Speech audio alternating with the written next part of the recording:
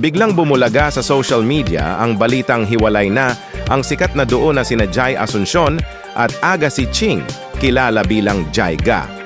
Ayon kay Jai, nag-post siya sa Facebook noong Sabado, Pebrero 17, natapos na ang kanilang halos 5 taong tambalan. Hi, I know a lot of you are asking about Aga and I.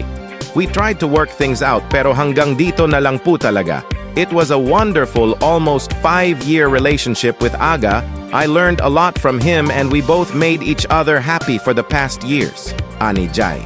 Diin pa niya, totoo ang love nila at hindi lang for clout. Pasasalamat ang binitawan ni Jai para sa mga fans na walang sawang sumuporta sa kanila. We will keep on doing things on our own. From the bottom of my heart, thank you so much for your support and for being a part of our journey. Ikinagulat ng marami ang balite pero patuloy ang buhay para kina Jai at Aga.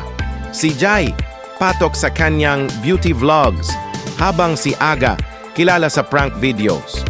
Bagamat wala na ang Jaiga, di may kakaila ang suporta at pagmamahal ng fans sa kanilang dalawa.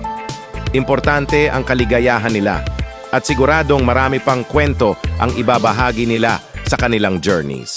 Jaiga man ay natapos na, hindi matatawaran ang kanilang naging kontribusyon sa social media scene ng Pilipinas. Paalala sa atin ang balitang ito na ang buhay ay puno ng pagbabago. Sa huli, ang mahalaga ay ang patuloy na paglakbay at pagsagupa sa hamon ng buhay. Saludo kami Jai at Aga sa inyong pagbabahagi ng inspirasyon at alaala. Excited kami sa bagong yugto ng inyong buhay. Pag may bago dito lang sa atin, ibabandera agad.